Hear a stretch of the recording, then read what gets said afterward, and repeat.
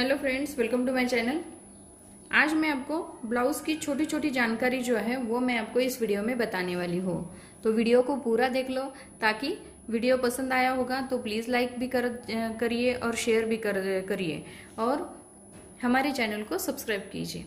अब देखिए, जो ब्लाउज की छोटी छोटी जानकारी होती है वो कभी कभी समझ में नहीं आती है। जैसे मेजरमेंट कैसे निकालना है, उसमें कितना ऐड करना है, वो बहुत सारे लोगों को जैसे कंफ्यूज हो जाते हैं जो नए सिलने वाले थे। उनके लिए ये वीडियो है। तो चलिए देखते हैं इसे कैसे करना है।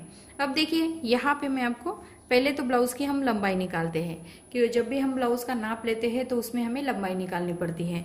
तो यहाँ से यहाँ तक हम पहले लंबाई निकालते हैं और उसके साथ साथ हम बैक साइड का गला जो है वो भी नापते हैं। अब जब हम अस्तर का ब्लाउज होता है तो अस्तर के ब्लाउज में क्या हो जाता है, आधा इंच एक्स्ट्रा लेना पड़ता है, क्योंकि यहाँ पे हम ये इस साइड में और उस साइड में दोनों साइड में हमें ज्वाइंट करना पड़ता है, इसीलिए हम आधा इंच एक्स्ट्रा लेते हैं। लेकिन जब हम नॉर्मल ब्लाउज सिलते हैं, दूसरा कपड़े का जो ब्लाउज सिलते हैं, उसमें आपको 1 इंच प्लस करना पड़ता है और जो एक्स्ट्रा पट्टी होती है बैक साइड में वो अलग निकालनी पड़ती है। तो यहाँ पे आपको एक्स्ट्रा मार्जिन 1 इंच लेना पड़ता है जो नॉर्मल ब्लाउज के लिए। उसके बाद हम नापते हैं शोल्डर को। अब देखिए, यहाँ पे मैंने आपको बता दिया है, शोल्डर निकालने का तरीका भी बताया है कि कैसे निकालना है। चेस्ट के हिसाब से या गले के हिसाब से हमें कैसे शोल्डर निकालना है, उसका भी वीडियो मैंने अपलोड किया हुआ है, आप जाकर देख सकते हैं। आप शोल्डर एकदम परफेक्ट, कौन से भी साइज का ब्लाउज हो आप शोल्डर परफेक्ट निकाल सकते हो। तो वैसे तो मैं आपको सिंपल बता देती हूँ, यहाँ से यहाँ तक आपको शोल्डर को नापना है, उसका आपको हाफ करना है, जितना हमारा शोल्डर आता है उतना आपको रखना है। उसके बाद जब हम गला लेते हैं, गले का नाप निकालते हैं, जितना हमारा गला है उससे थोड़ा कम ही गला आपको कटिंग करनी है। जैसे बैक साइड का गला आपको चेक करना है, बैक साइड का गला आपको चेक करने के बाद आपका गला, शोल्डर नापने के बाद बैक साइड का गला आपको देखना है। बैक साइड का गला आपका डीप होगा तो शोल्डर जो है वो आधा इंच आपको कम लेना है, नॉर्मल शोल्डर से आधा इंच आपको कम रखना है। उसके बाद हम चेस्ट का नाप लेते हैं। जैसे चेस्ट का 1/4 जो है वो निकालते हैं, तो चेस्ट का 1/4 निकालने के बाद इसमें हमें 1.5 इंच एक्स्ट्रा लेना पड़ता है।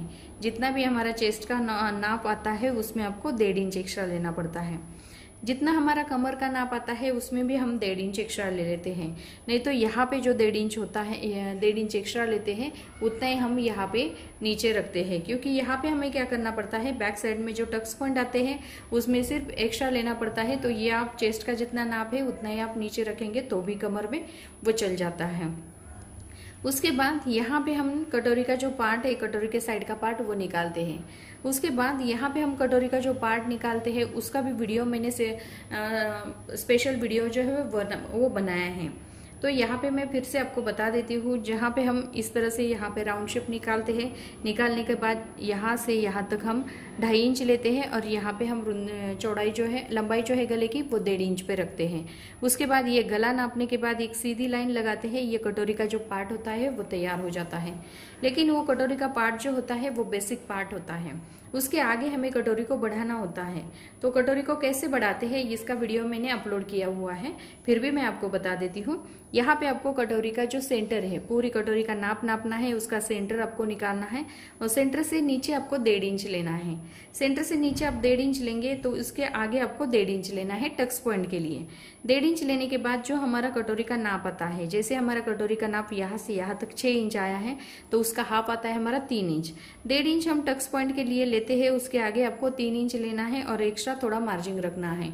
तो जितना हमारा इस साइड में आया है उतना ही आपको इस साइड में लेना है। यहाँ पे भी आपको थोड़ा सा एक्स्ट्रा लेके इस तरह से इसको ज्वाइन करना है, यहाँ पे भी थोड़ा सा एक्स्ट्रा लेके यहाँ पे कटोरी को ज्वाइन करना है। नीचे आपको 1.5 इंच एक्स्ट्रा आता है, 1.5 इंच हमने नीचे लिया है तो 1.5 इंच में आपको इस तरह से ज्वाइन करके ये कटोरी का पार्ट जो है वो निकालना है। उसके बाद हम स्लीव्स का नाप निकालते हैं। अब स्लीव्स की चौड़ाई कैसे निकालनी है इसका भी वीडियो मैंने अपलोड किया हुआ है। तो स्लीव्स की चौड़ाई कैसे निकालते हैं, तो यहाँ से यहाँ तक चेस्ट के हिसाब से लेना पड़ता है।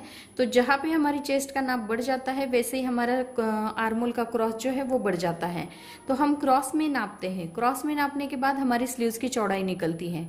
स्लीव्स की चौड़ाई जब निकलती है, जितनी हमारी स्लीव्स की चौड़ाई निकलती है, आर्मोल की चौड़ाई आर्मोल जो क्रॉस में नापने के बाद जितना हमारा आर्मोल आता है उसमें आपको आधा इंच एक्स्ट्रा लेना है, वो निकलती है स्लीव्स की चौड़ाई।